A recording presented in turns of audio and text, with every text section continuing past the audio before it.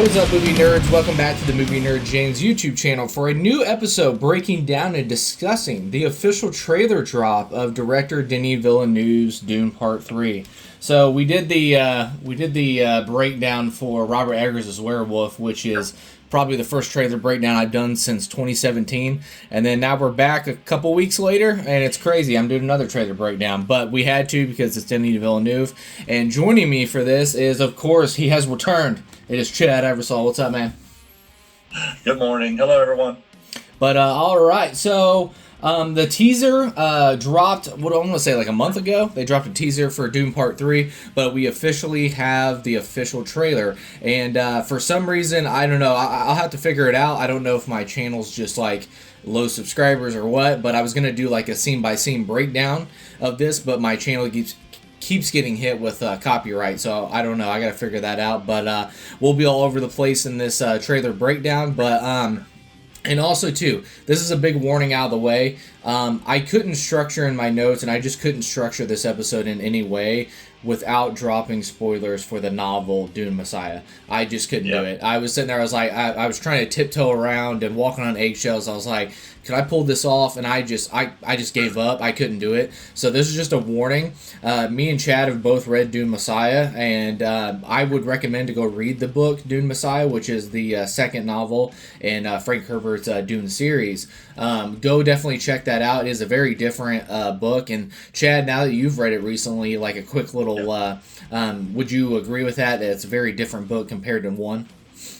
Oh, definitely. And I was just going to ask you how we do this without spoiling like the movie and the book, honestly, because just introducing some of the new characters that we're going to see as we talk about the trailer is already kind of spoilery for the book and for the movie. So I'm glad that you put it that way, because it'd be very difficult to kind of lay any of this out. So definitely go check out the book. It's a pretty quick read. It's available on Audible through Amazon and stuff too. So you can, if you're an audiobook fan, do it that way. It's a really quick book to listen to or to read. So try to do that beforehand if you kind of want some foresight, some Paul Atreides looking into the future stuff. So check it out before the movie.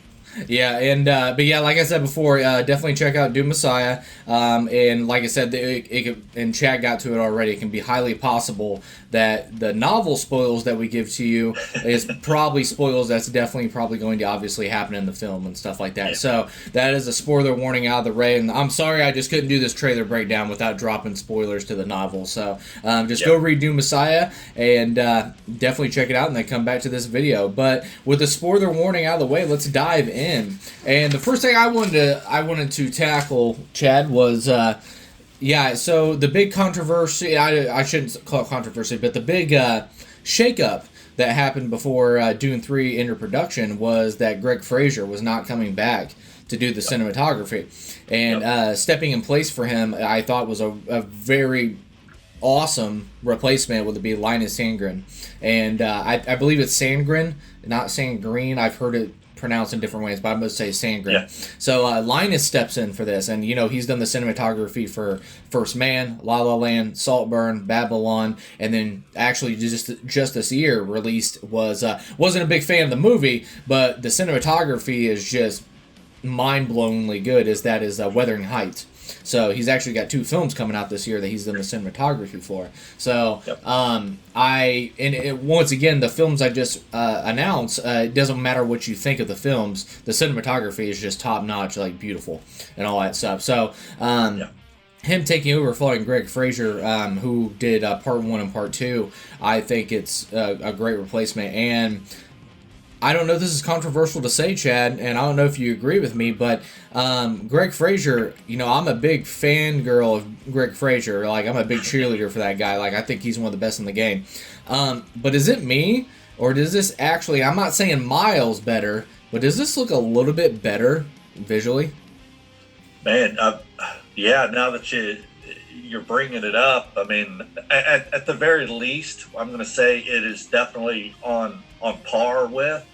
But there is some, just in the trailer alone, there's some really great shots that are definitely, I'm not going to say a cut above, but I'm just going to say that are very, very good.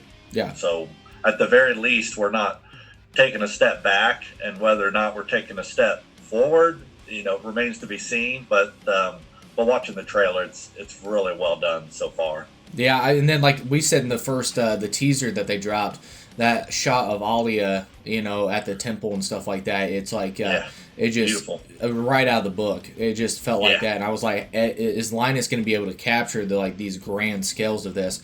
And then also. I don't know what it like. Obviously, it's a visual effects thing that supports this as well. But I thought the contrast of the blue eyes. I thought the blue spice eyes are really popping in this trailer, and that's why I really like. Because Dune Part 1, I think they looked really good, and it was inside though. And then this one, it seems like the blue eyes are really popping outside as well. So I really like that. And then Agreed. I don't know if I'm explaining this right, but it's like visually so clear. And the beautiful thing of like this high sci-fi fantasy world, it looks real, like you're just standing there on the planet with them. Like that's how just visually beautiful this thing's shot.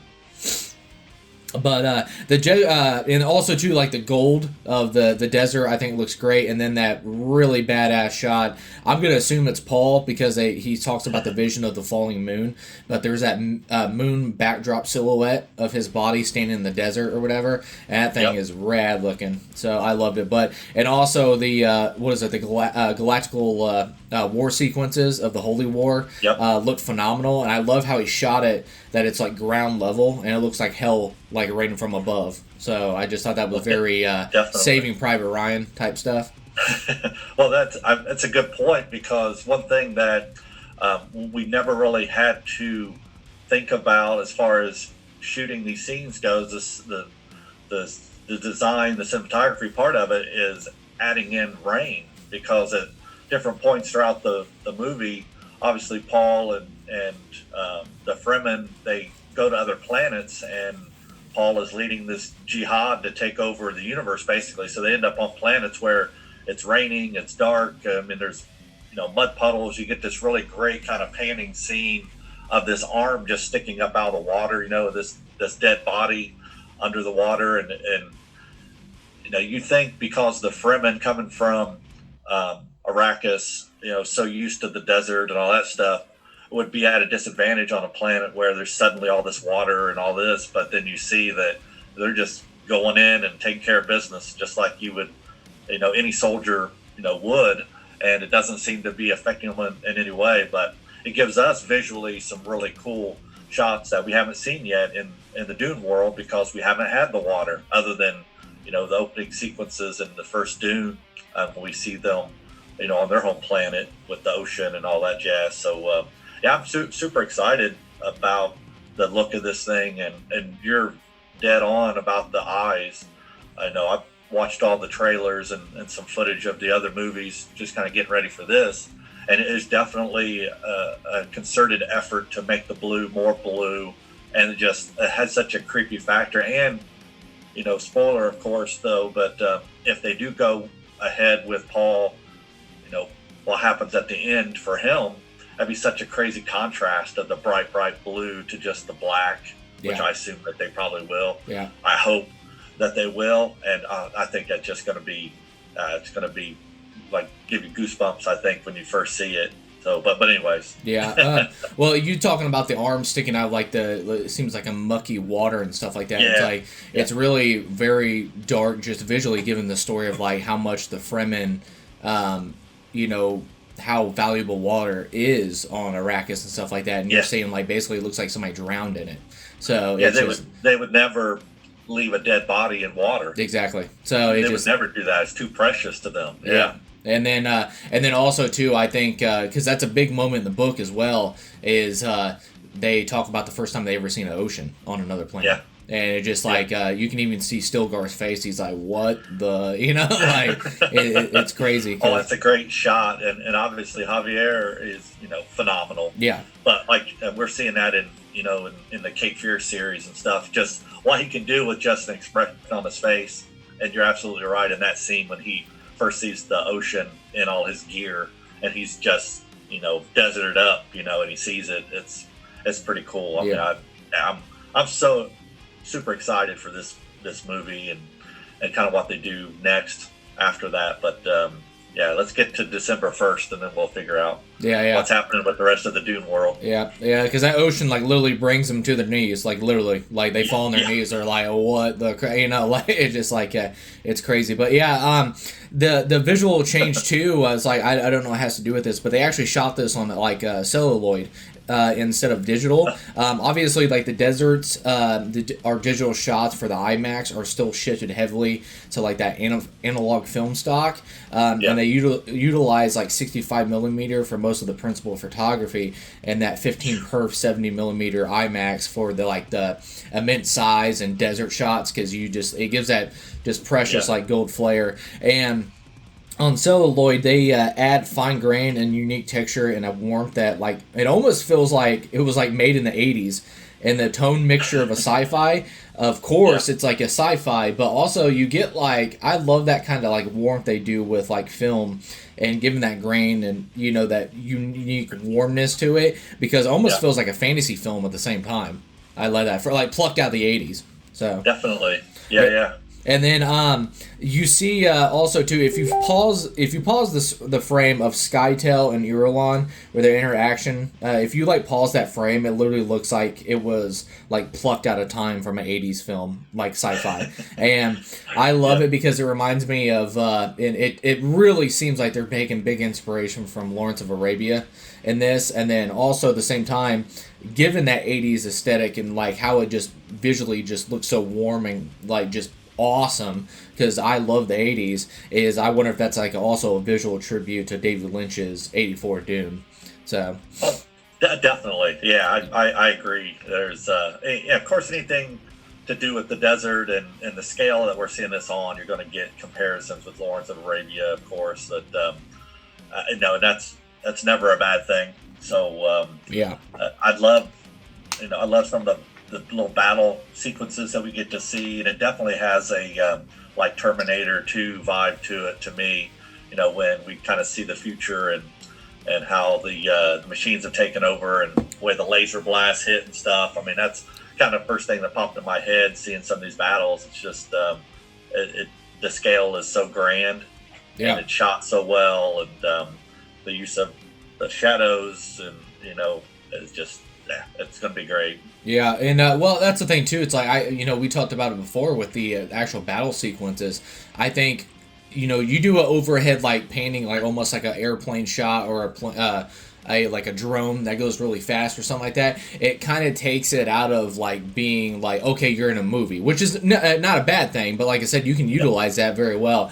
But that to like basically that ground level and feel like you're in hell and you're like in the fight with them, it's just like it kind of just the realism of it in this like once again you're in a sci-fi world, we get that, but also pull some realism into it, and I just love that because I think Greg Fraser did that with Star Wars Rogue One, and all those battles from like shooting from a ground level, it brings that realism. So I love that they've done that.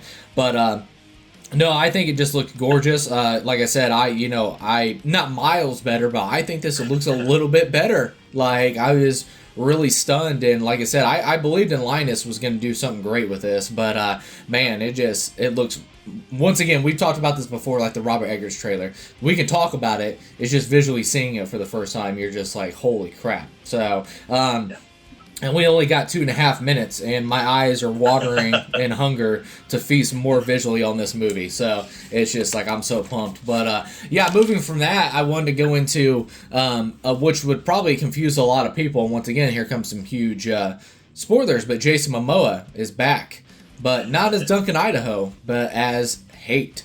And hopefully I explained this right, because like I said, I hope and bat me up on this, chat, because right now I'm rereading the Odyssey right now, because I'm going to see that this week. But I'm going to read Dune Messiah to get freshened up. But Jason Momoa is back, but he is a Hate who is known as a Gola. Following Duncan's death, you only have a certain time window that you can actually smuggle away and immediately create a axolotl tank if hopefully I said that right, axolotl. It's been a while. Axolotl tank, and it's like a breeding vessel for the Talaxu. And the thing that happens with the Gola, you remember the skill sets because we know that Duncan Idaho was a sword master, and nobody, could stand against him. Now, granted, he did get taken down by the Sardaukar, but that was like 10 against 1, and, all that stuff, and they're one of the deadliest warriors in the galaxy. But as a skilled sword master, he is the best in the galaxy, and they never remember anything from their past. But the Telaxu believe that it was possible to reawaken a Gola's original host's memories, and they know, which is known as genetic memories. So you see as hate is actually presented to Paul as a gift. And basically, it's an assassination tool as well. Along with that, you have the difference of Duncan Idaho, who's obviously got human eyes, but with a Gola, they have this like almost metallic gray, like dead eyes, and it's described in the book. Yeah, but that's good. Yep, exactly. I mean, I think you nailed it. I mean, one of the things that they talk about in Dune Messiah a lot is that some of the weaponry used, by the enemies or whatever, the weird kind of thing that it does is it like burns your eyeballs out. Yeah. So it's not uncommon that the Talaxu have developed these metallic eyes, these metal eyes that they say are actually better than the original eyes. They see better, and they function in other ways better. So in this case, the hate Gola version of Duncan now has these eyes. You can't see them in the trailer at all. I've been trying to look to see if they are actually going to go through with that idea that the Talaxu have these eyes that they make for anybody who needs them. But I don't know if they're going to do that.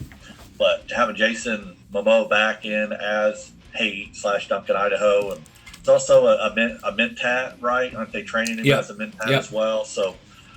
One thing that we find out really early on in Dune Messiah is that basically, if you ask him a question, he's going to tell you the answer. He's not going to lie to you. So when Paul says, basically, why are you here? And it's like, well, I'm here to assassinate you. So I mean, they leave nothing to imagination here. Just now we get to see how his relationship with Paul, starts over again, basically with none of those memories, but with the notion that he's there just to find the right time to kill Paul, and we kind of see where it evolves from there, and how Paul can help him regain his actual human memories before that happens. Yeah, and then if I'm not mistaken too, with Talaxu, if they put those eyes in you, like, can't they control you as well?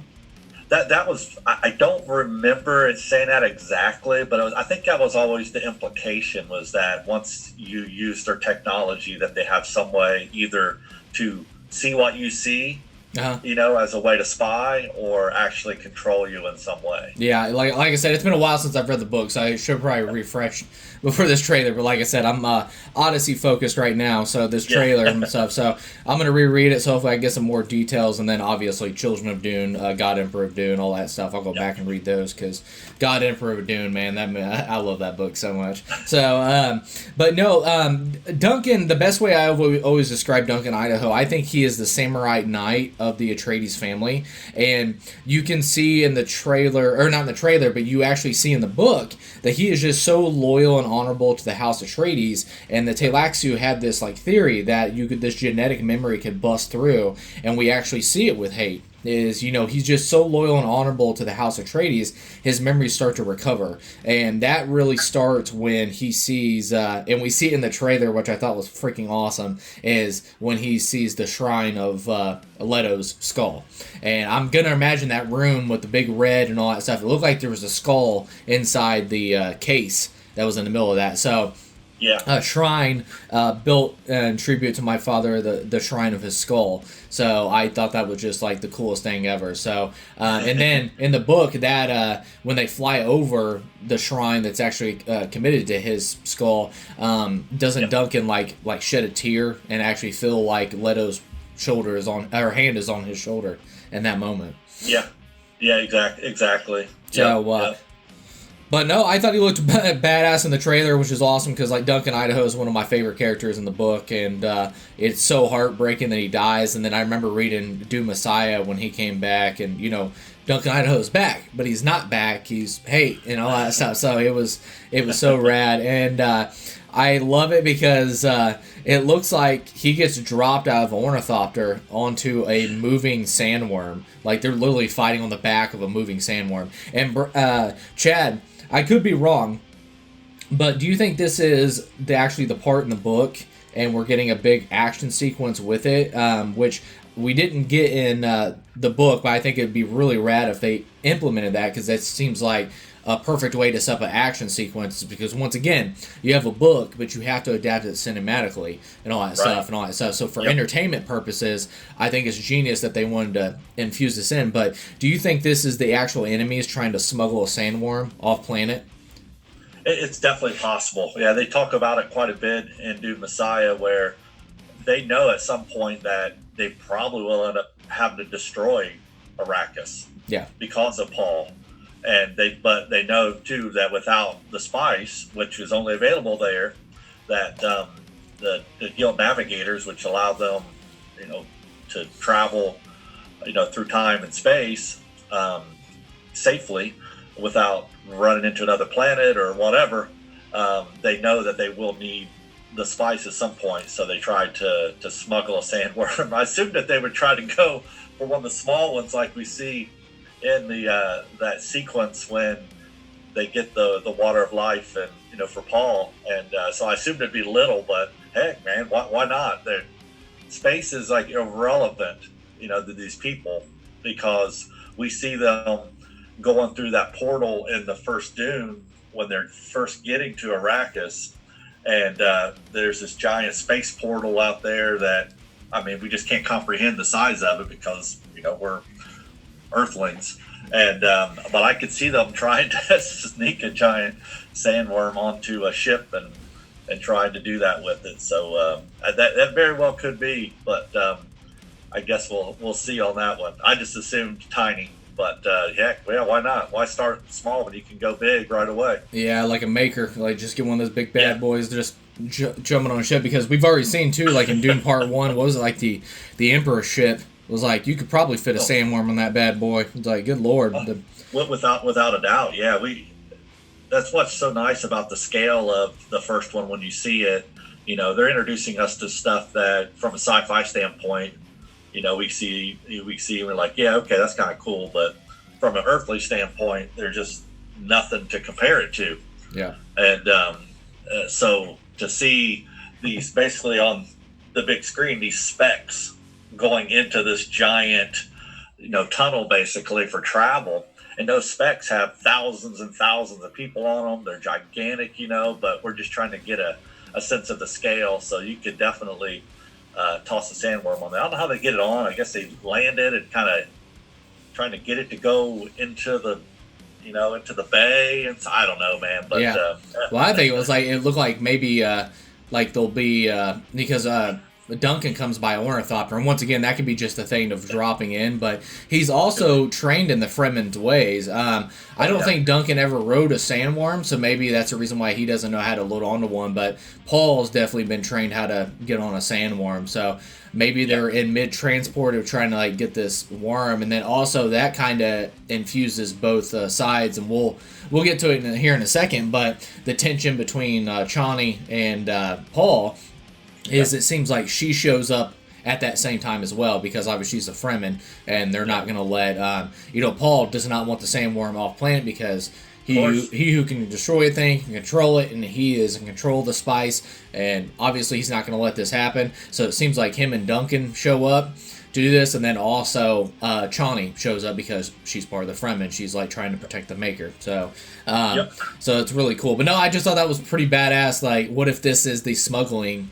the scene, and they're actually a lot more involved in the film compared to the book. So cool. I think it's a really genius setup, because like I said, you take a moment in the book and you expand on that for an action sequence. So I thought that was really cool. But anything to add to Mr. Momoa being back as Hate? No, I'm just real curious how how he plays the role. But visually looks great, and it's nice to see some flashbacks of some battle scenes with him, and obviously we get to see. I don't know if it's before or after he comes back, but he does does the crysknife to his forehead. The chip and shatter bit.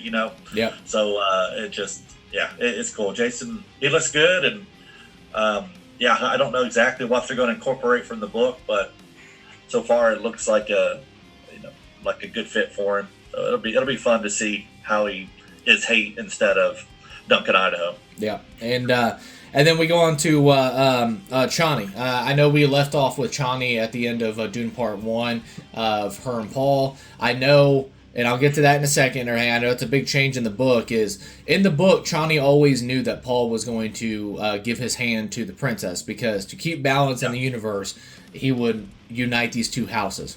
That was always the thing. But in the movie, they changed it. It's like, as long as I breathe, I will love you and stuff like that, which I still truly believe. But to keep some kind of balance in the universe, he has to marry Princess Irulan and to take the Emperor's position and all that stuff. So obviously, Chani was not a big fan of that, obviously, by the end of the film. But the thing that threw me off was, spoiler alert, we're already deep in spoilers, but the twins are not introduced until the end of Dune Messiah in the book, is when they're born.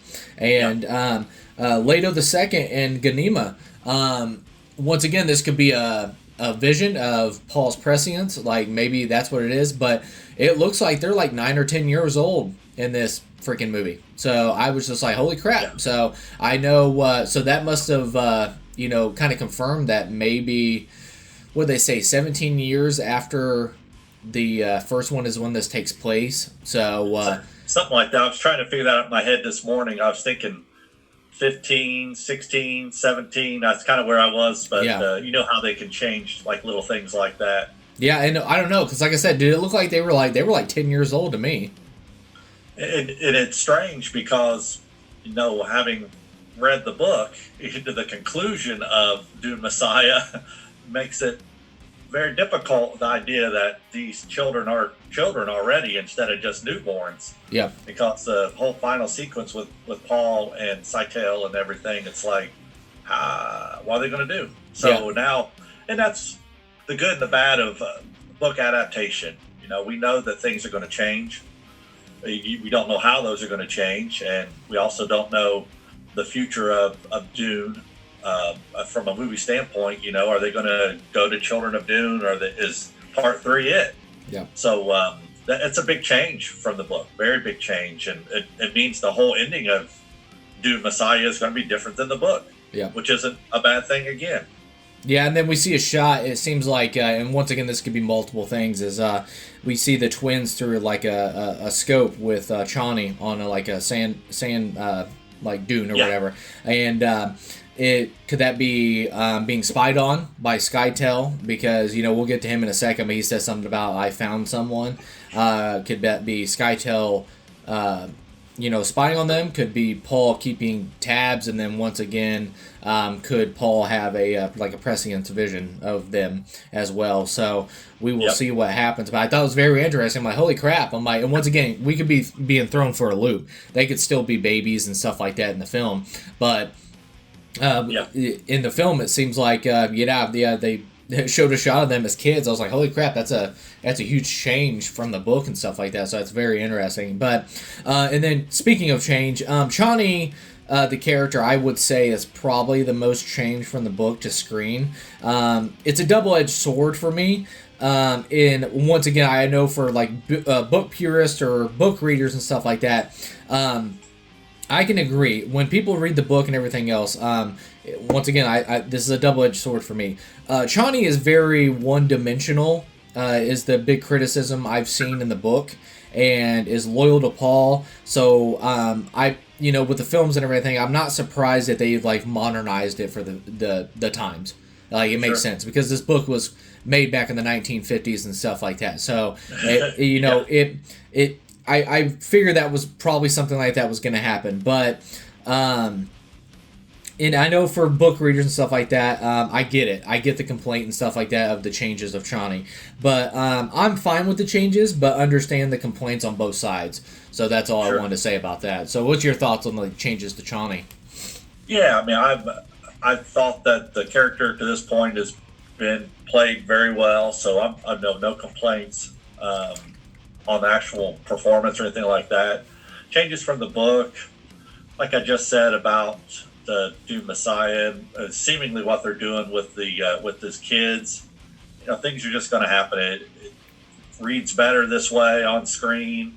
I think it makes her more of a wild card-ish. Going into the final movie of the three. But yeah, I'm okay with it. I really am. Yeah, and don't get me wrong, like she just like the book and then in the movie in her hand, she hasn't lost like looking just like a straight badass and stuff. Yeah.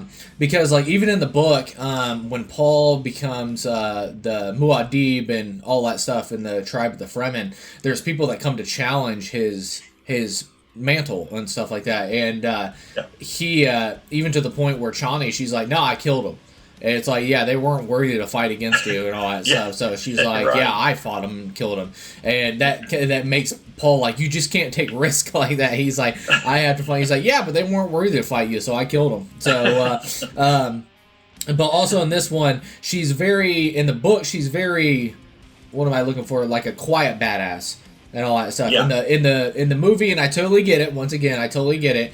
But in the movie, she seems like she's bringing more of that fire vocally and stuff like that, which is understandable. It's a movie. You have to have the dramatic. And like I said, this is where you come into a book is completely different adapting into a cinematic screen. So it's going to happen. So, but no, I still think she looks badass, and she brings that understandable heat towards Paul. And I find it very interesting too, because Edric, which we'll get into, of like mucking up Paul's prescience, is it's really interesting. In part 2, he said Chani will come to understand, but that's before Edric comes into the picture and muddies up everything. So that makes me wonder. Once again, it's they have to attack from the inside. They can't physically challenge Paul, and it makes me wonder, like, does this vision not happen anymore? Like at some point he's like, yeah, Chani was going to come to understand, but now is that ruined? So she may not come to understand. So yeah, very very much so. I mean, in the scene that you're talking about through what's either a scope or binoculars, and we see her take off her little blue scarf that he's had in her hair or wrapped around her or whatever, up until now, and we know that is meant to symbolize their bond and her being pregnant with their children and all this stuff, and she just lets it go off into the wind. So I kind of honestly I like the movie version of her where she's not super submissive to Paul. It's just she's kind of her own person, which is nice. I think sometimes in movies and books when despite their flaws, and Paul has many, that the person is just so, unrelentingly in love with them that they don't see these flaws and they just go along with it. And it's nice that she isn't just blindly, no pun intended, following along with Paul and yes sir, no sir, that kind of thing. So I'm okay with her. She's a Fremen. Yeah. She was raised as a Fremen, and basically men and women there are equal, and so it's a good thing. Yeah. And her having a little pushback with Paul, this is her home. It's not Paul's home. I mean, as much as he can say he's Fremen, everyone keeps reminding him that he's not. He's not really a Fremen. So it's okay for her to push back a little bit.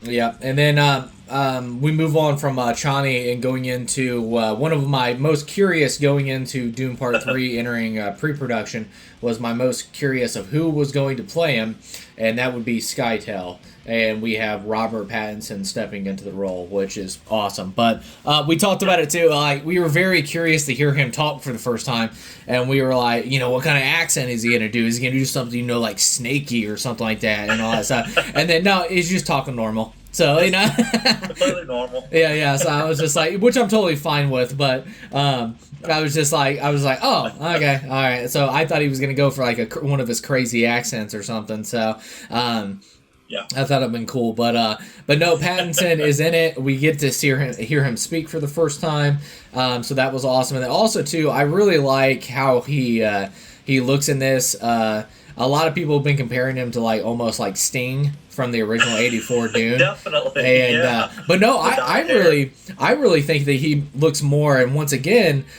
it's not the realm of possibility. This is the reason why he looks like this. Is I think he looks more like Rutger Hauer from as Roy Batty from Blade Runner.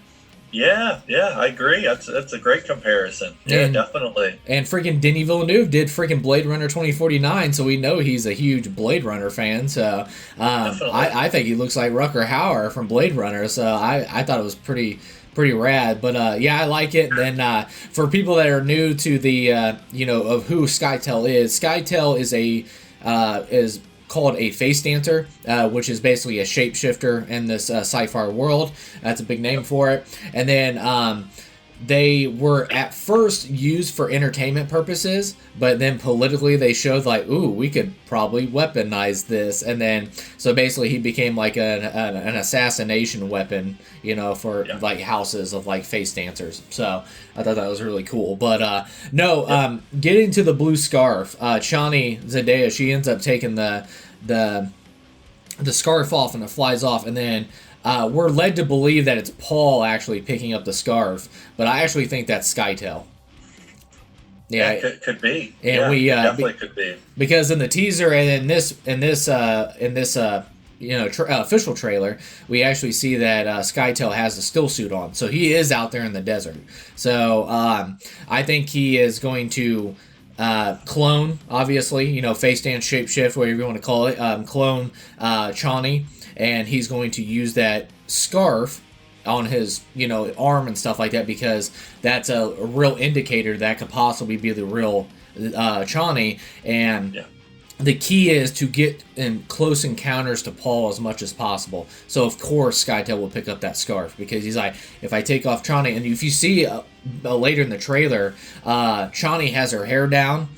She's not wearing a still suit, nothing like that, and she's like, how does it feel to be human, Paul Atreides, and all that stuff. And it's like, ooh, that's not Chani. So it's Skytel. Yeah, so agreed. That's very creepy. So I thought that was pretty rad. And then kudos to Zendaya too, because giving off the creepiness that she is actually another character. So I thought that was cool. I thought now, Chad, I have 3 different things that could be about this. I know the big question right now was Princess Irulan. There's a poster of her like covered in like this almost like crackly mud that she's like covered in.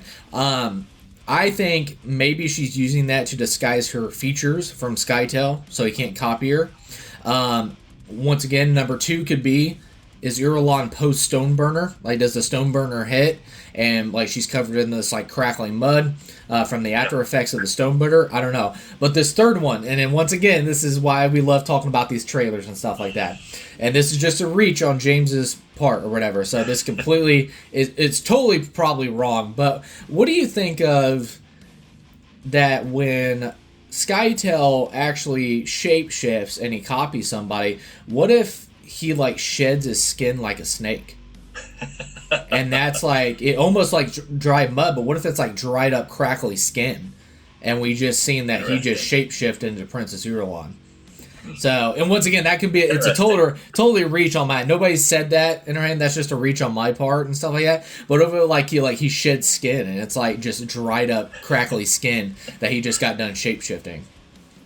That's not bad. I mean, I think from a practical standpoint, if you're a face-shifting alien that relies on the ability to transform into other people to evade capture and all this stuff, it'd be super impractical to have to go through this process of shedding your skin. But I love it. I think that's a cool idea that if they're not doing it, I think that'd be pretty cool. Yeah, so do it. That's like a little bit of body horror coming in there, so I just thought that would be pretty cool. So, but no, and then of course we've always we knew from the first time we seen it that was probably him, but it has been confirmed it is him. But Edric is confirmed to be in the tank, and he's a stage 3 level guild navigator. And if anybody doesn't know, he's in this tank, and in the original book, it's basically almost like a fish-like human. and like think of like Shape of Water, like all that stuff. So it's like a fish like human. It's like in the stage 3 navigators are in these tanks, and they're constantly intaking spice and stuff like that. So, and we see Edric in the tank and everything else, because what happens is, and this is basically the big story of Dune Messiah, is you have Princess Irulan, you have the Reverend Mother Mahayam, you have Skytel, and you have Edric, who's a guild navigator, a Reverend Mother, another Reverend member, which is, you know, the Empress and all that stuff, and then you have Skytel, who's a face dancer. They are physically no match, because Paul has to his disposal is the Fremen Legion, who is the deadliest warriors in the galaxy. We always thought that the Sardaukar were the deadliest and stuff like that, but that's one of the biggest twists in the book, is you find out that the Fremen are actually the deadliest warriors in the galaxy. And you see that they can't attack him physically, but they have to attack him with tactics to find the inside and attack him from the inside out, and it's plans within plans within plans and all that stuff. So and I love it when Skytel in the trailer, he says, "I found someone," and then it cuts to Chani, you know, on the sand dune and stuff like that. And once again, that's what they're going to do. They're going to slither their way in and destroy Paul from the inside, because once again, he's no physical match. He's the Emperor, deadliest army. You know, he controls the planet that basically, if that planet goes, then the whole galaxy crumbles. It's just, it's really cool. But yeah, when you read that in the book what'd you think of them?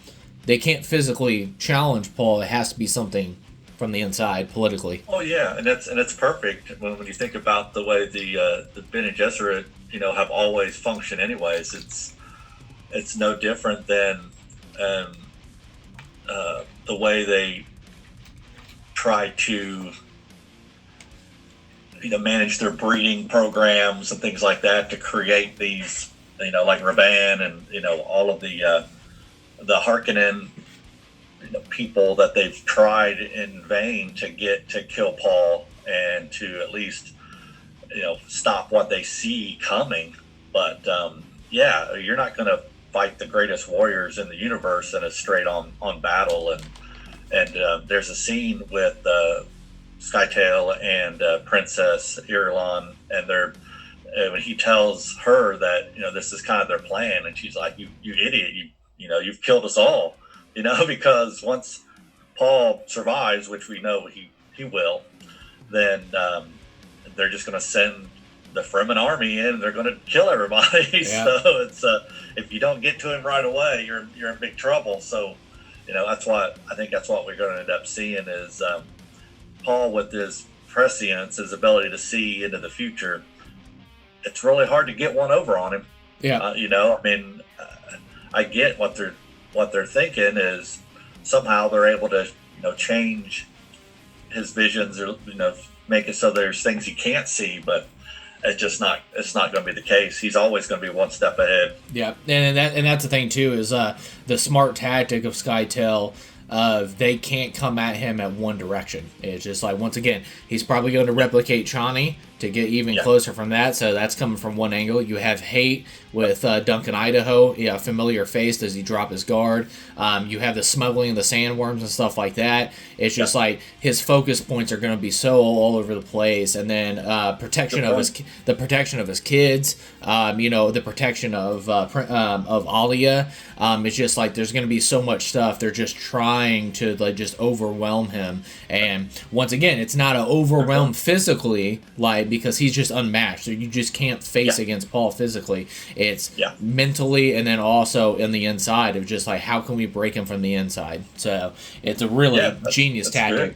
So that totally makes sense. I mean, we know from the book that Skytail can shapeshift into a woman. Well, we know that because he tries to infiltrate, and I mean, they sniff it out right away. You know, they know, like, oh, this is him. You know, this isn't this person from their past that they kind of knew, you know, from their interactions with her. And so it's a pretty long chunk of the chapter, you know, where they're kind of trying to infiltrate, and the whole time they're like, oh yeah, we already knew it was him. Yeah. We know That's not who he says he is. Yeah, and then even Paul, even though he sniffs it out and stuff like that, it's to the point they want him to know. It's like, yeah. And like even with hate and everything else, it's like, why would they let him tell me that they've sent him to kill him? Like, what is, all that stuff. So he's just constantly guessing, and that's what SkyTel and them want and all that stuff. So, one little mistake, that's all they need. Yeah, so like I said, and then using Chani to, like, once again, you're trying to get in close encounters with Paul and all that stuff, and that's the way to do it. Way to do it, yeah. Like I said, they know that Chani is his weakness, so they will use that against him. So it's a genius tactic. So yeah, like I said, it's a totally different book compared to 1 and stuff like that. I just I'm so excited to see this playing on screen. But anyways, and then moving on to our final 2 characters. The first one is Anya Taylor-Joy is in here as Alia and all that stuff. And I believe, if I'm not mistaken, this is 17 years after the events of Dune 2, the Holy War taking place, blah, blah, blah. And I'm hyped. I think she looks insanely badass. I think she looks really good as a character. And this is not me saying this to her. This is how she feels.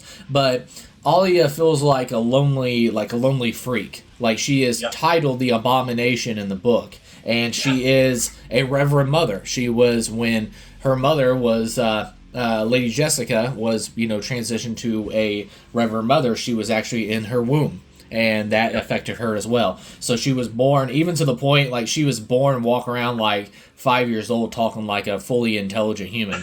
Like an adult, I mean. With all the experiences of every Reverend Mother before her. Yeah, exactly. Including her own mother, having her or, being with Leto when she became pregnant with her.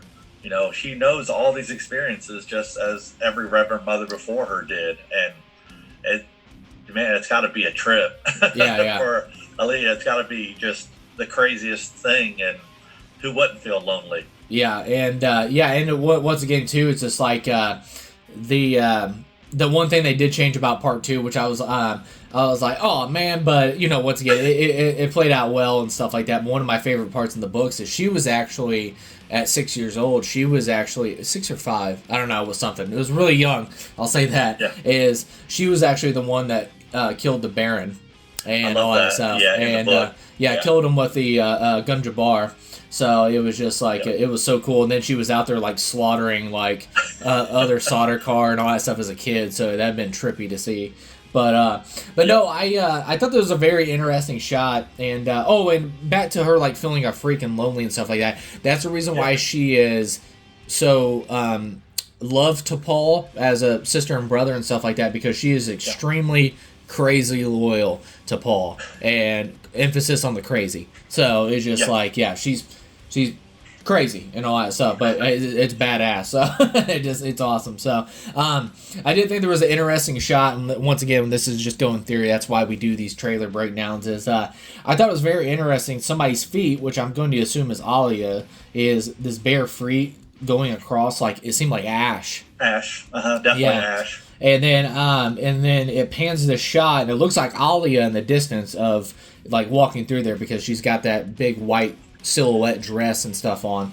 Which you described in the book. That exactly. Yeah, and like these robes are like flapping in the wind, so it looked really, really cool. But these X crosses, and like there's hundreds of them, and it could be one of many things. But one of the things that makes me wonder is like, is this like a rebellious group that tried to go against Paul, and this is like a punishment to be crucified on these X crosses, and then you have a Paul punishment to speak against Paul as the emperor and everything else. Could that be a punishment as well? But I really hope they take that time though to really emphasize, and you'll know where I'm going with this, Chad, is strapping them to these like X crosses. Arrakis's winds, it's described in the book as they get so brutal and high that it can actually rip flesh off a bone. And it's very important to the story, because at some point SkyTel ends up shape-shifting as a girl, and to get rid of the bodies, he actually throws them out in the desert, and they're like almost completely discarded of flesh and down to the bone when Paul and them discover these bodies. And I think that would be a perfect way to show like, yeah, the winds get so high it rips off bone. But once again, here comes the major spoiler, is Paul at the end of the book walks out into the desert with no still suit or anything on and walks into the desert.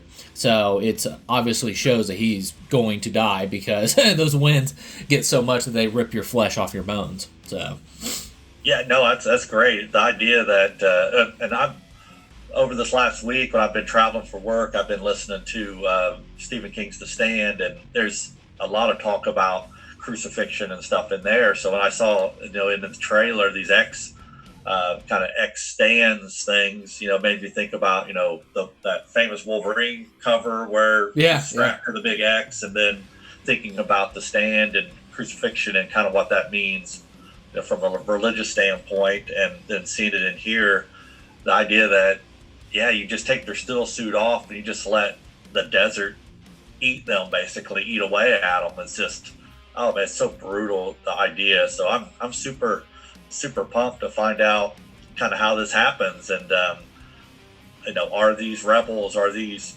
other factions that is this Arrakis, is this on Dune, is this on another planet that they've taken over and they've done this, or are these even Fremen based punishment? Is this something on another planet where they go there and they're liberating these people from this oppressive regime that's there now, doing this kind of stuff, to their own population. So, oh man, it's always nice to speculate on, kind of what's really happening here. So, maybe I'll look at that little chunk again and see if I see anything more. But I definitely think they don't have any still suits on for sure. So they're definitely being ripped apart by the sand itself. Yeah, and slice in the sand. Yeah, and then the final thing with Alia too, I thought, and once again, just a really cool badass shot is she seems like she comes out of a room and she's like covered in blood, and then she like screams at the camera, and it makes me wonder too.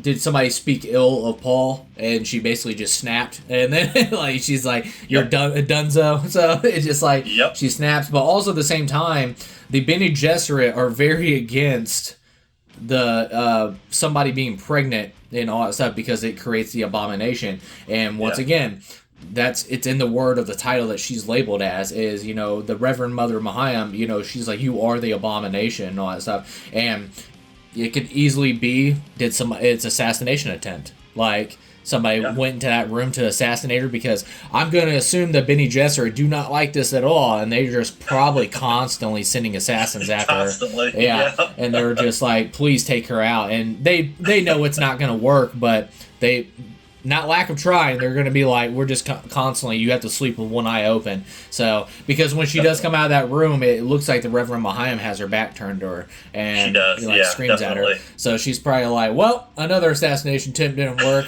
so, foiled again. Yeah. But, no, finally, into this trailer, Chad, we get into Timothy Chalamet himself as Paul Atreides. He is the Emperor now, and his prescience gift to give him the ability to see future outcomes. You see, even we get a little tease, it seems like, that you see the golden path, like, actually coming towards him in a vision, and he opens up his eyes and stuff like that, and they're black. So I thought that was very, very cool, and to see that golden path that he has to follow. So I'm going to imagine, which I think would be super rad, would be, I think we're going to get at the first opening minutes of the movie, they'll probably take like 5-8 minutes or something like that to show the 17-year journey of like a Lord of the Rings, the Fellowship of the Ring opening, like showing the Holy War that stretched over 17 years. And the prescience into the path is like of following the golden path. It's just so hard to explain to people, is like, because I tried to explain to Jessica, but it still makes Paul out to be a tyrant, which he is. He's a freaking tyrant. It's all that stuff, and like, you're not following. That's why I was cracking up when people are like, oh, we got another white savior story. I'm like, oh, you have no idea. Like, you have no idea what you're in store for. It's like no, he takes this golden path, and no matter what the brutalness or the lives that are sacrificed, which is 61 billion to be exact, souls that are extract this better outcome for humanity. And like I said, it is what is best for humanity. And once again, the brutalness and the sacrifice that comes along with following this golden path, you're going to see it just slowly like deteriorate and eat at Paul. So it just haunts and deteriorates him mentally, basically. And yeah, totally. And think of Paul when he got hit for this for the first time. He was 15 years old. So, Yep. And you have to take on the mantle of the golden path, and like you're just like, yeah, you can be like, I can't do this anymore. Like, you know, all this stuff. Like 61 billion lives later, and that's what the sacrifice you have to make to be the better outcome for humanity. So. Yeah.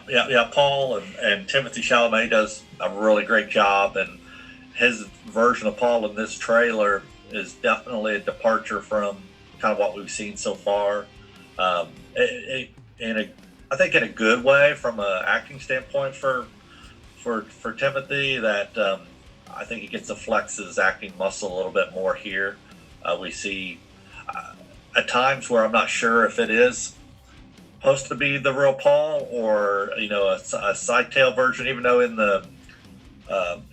Dune Messiah we never get an example of Scytale actually becoming Paul, which you would think, man, ideally you'd become Paul and go and kill other people as Paul, or do bad things as Paul and get people kind of against you, but you never get that in it, which is strange for any historical version of a movie where you've got somebody that can shapeshift into the main character that never does. I don't think that's ever happened. Well, with Paul's situation, it makes me wonder if it's too complex to be Paul, because he's probably got so many signal languages and passcodes and all that stuff with the Fremen guards. That's a good point. Yeah, once they came up and they're like, Muad'Dib, and then he says something that's completely off wrong. They're like, oh my God, and just like they attack him. That's not Paul or whatever. So it's probably that's a good point. Yeah, it's like even Scytale, he's probably smart enough to know. He's like, yeah, there's no way I can pull that off. So that's probably like he barely in the book he barely pulls off the Fremen girl that he becomes and goes to talk to them, and they're right away they're asking questions. They're like, yeah, this isn't him. Yeah. So that's a really good point. But I think I really hope that we get some of the stuff from the book that gives him a chance to do his thing, and I really hope too that we get and you can see it in the trailer. There's a big flash, and everybody's kind of turning their backs. So I think we're going to get the stone burner scene definitely. Whether or not we get the actual eyes burning out kind of thing, and him dealing with the aftermath of that. And now seeing that his children are not newborns as they are at the end of the book. We don't rely on that scene for his, revenge, basically. So that'll make sense to everybody to read the book or see what happens in the movie. But, there are just so many great opportunities for Timothy Chalamet to really give a nice performance, because there's some really gut-wrenching scenes, with Chani and with the birth of his kids, which who knows, maybe that's the first scene in the movie. The kids are born and we get to see them grow throughout the whole thing. But I tend to agree with you on we'll get that kind of montage at the beginning of, or how will they say, the last time we saw these characters, blah blah blah. This is what was happening. We kind of pick up from there, but I'm just looking forward to seeing what he does first. I'm assuming finale, because I think if they go into Children of Dune, we're not going to see Timothy Chalamet again. Yeah, and then what was it? And I loved when Haight, which is Duncan / Idaho, he says in the film as well. He completely perfectly explains the darkness that the darkness undertaking of this golden path that Paul has to take is, he says, you've conquered galaxies, you've destroyed worlds, and you're beyond redemption. And that's pretty much on spot of what it is. And, you obviously see with, Chani when she gets really upset in the trailer and starts pushing at Paul and everything else. And even you see in Dune Part 2, he's like, I can't go south. If I go south, I know what's going to happen, you know, and stuff. And he tried to warn, he's like, I do not want to become the Lisan al-Gaib. I don't want to do it, you know, all that stuff. And he's like, but once again, this is the best for humanity, and he has to take that, the golden path. And we may or may not see if it destroys him or not. But no, you've already got to it as well. The stone burner scene is very heavily teased in the trailer for book readers. The stone burner, it's a nuclear fueled weapon that burns downward through a planet's crust, and the bright blinding light wave, it actually destroys eye tissue.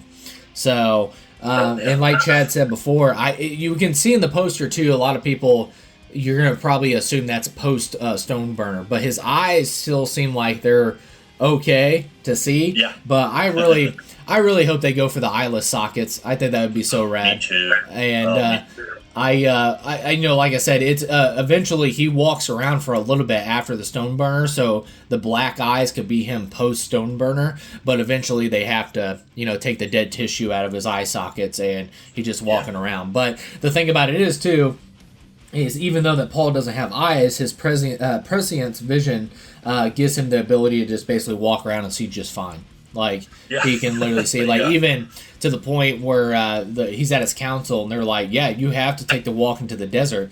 He's like, you can't see. And he's like, I can see you clear as day. And he was like, I know what you're wearing. I know what you're, like, the facial expressions you're making right now. And they're like, what the crap? All that stuff. So, but also by Fremen law, if you're blind, you're not any use to the tribe, so you have to take the walk into the desert.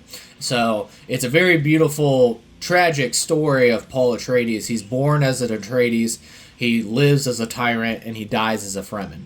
So I just so we will see what happens by the end of the film, and I really hope they do it. That'd be a really cool, wicked shot if we see Paul and you see the mirage of the heat of the desert, and you can see the wind just start tearing out his flesh, and then he just deteriorates into nothing and all that stuff. I think that'd be a really cool closing shot. So, but no, as far as the trailer, like I said, there was no way I could get around this trailer without dropping spoilers for Dune Messiah, so I just went ahead and infused it into this episode of this trailer breakdown, and we talked a little about Dune Messiah and things like that. But definitely check out the book. I wanna revisit it. Like I said, I'm in the Odyssey mode right now, so I wasn't expecting this trailer to drop. And like I said, I'm eating good right now. I got the werewolf trailer, got the Dune Part 3. It's I cannot wait for December, man. It's gonna be a crazy closing to the year. That's amazing. One thing I wanted to mention too that I hadn't up till now, but there's some posters designs they've come out with for Dune 3, and there's a really cool shot of Paul, where you can see his eyes are blue, but he's got this crazy scarring and stuff around his eyes. Some really good makeup work. There's ones for pretty much everybody. You got Robert Pattinson, and then you've got Anya, all bloody and stuff, and then I think there's a Princess Irulan one where she's all covered in that clay or whatever it is, or shedding her skin, or whatever we end up finding out. So definitely check those out. They look awesome. The Robert Pattinson was really cool because he's by a mirror effect, and his face looks like it's kind of contorting. It's just so simple, but just a really cool design. But the Paul one is amazing. The scarring and stuff they did for his eyes. I don't know if this is supposed to be what we're gonna get instead of the actual eye melting socket thing, but I like it. It looks really cool, and they're all on the IMDb's page for Dune Part 3. So check those out. They're very neat. Yeah, and then once again, like I said, that was just a reach on my part about the snakeskin thing. I'd love to see it. It totally it totally gets dismissed when you talk about an assassin going into a crowd of people. You probably want that to be pretty instantaneously and all that stuff. So no, it's so cool, but I thought it was pretty cool, just kind of that animalistic of just shedding the skin or whatever. I thought that would be really cool, But once again, it's probably just her either hiding her features, or she's post stone burner, or maybe she gets hit by a stone burner and she gets some effects, and maybe it's a like we seen with the Baron Harkonnen. He's in all that black goo, but maybe in her case, like it's some kind of healing process tank, and she just got out of it. So we'll see what happens. So yep, I like that idea too, but I guess we'll find out in just a few short months now. Yep, and then. Of course, too, Chad, if you could look that up real quick, when does Dune 3 release? I believe it's December 17th, but I could be wrong. Yeah, let me look. I think it is December 18th. It's December 18th, okay. Yep. So it releases on December 18th, 2026, so definitely check it out. And then, what is it, Avengers Doomsday comes out that day, and then 1 week later we got Werewolf, and then, of course, all the Oscar movies that probably dropped during December to get into awards consideration. It's just, it's going to be a heavy month. That's the reason why I took the last 2 weeks of the year off. So all movies all the time. Yeah. So, but no, I can't wait. Like I said, Linus Sandgreen on the cinematography, it looks amazing. The whole cast was already amazing, but you just add even more amazing talent to it. And I really believe, like right now, and I with all my heart, I really think Denis Villeneuve is the best filmmaker working right now. I think it's between him and Nolan.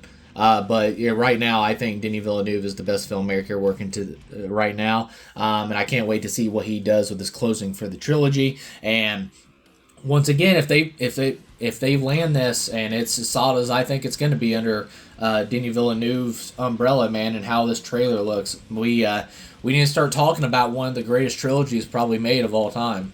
And Lord of the Rings is definitely still the GOAT or whatever. But this might be. We might want to sit back, and that'd be a cool little podcast discussion talking about, is this possibly could be the best trilogy of all time. But once again, hopefully I didn't jinx it, but we'll see what happens. But that'd be great. But as always, man, thank you so much for joining me for this little trailer breakdown for of course, for Dune 3. And sorry it stretched a little bit more over an hour. We thought we were gonna do it like a half hour, but when we get to talking about Dune, man, we'll sit here for like freaking 3 days talking about that. Yep.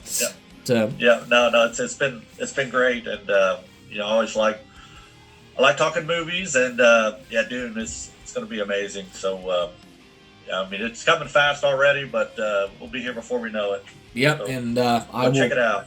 I will be on the radar looking for when tickets go on sale and all that stuff. So I will be there day one to see Dune 3. And once again, make sure you guys check out Frank Herbert's second installment into the novel series by Frank Herbert is Dune Messiah. Definitely check it out, because and then also read Children of Dune and the God Emperor of Dune, Heretics of Dune, Chapter House, and all that stuff by Frank Herbert.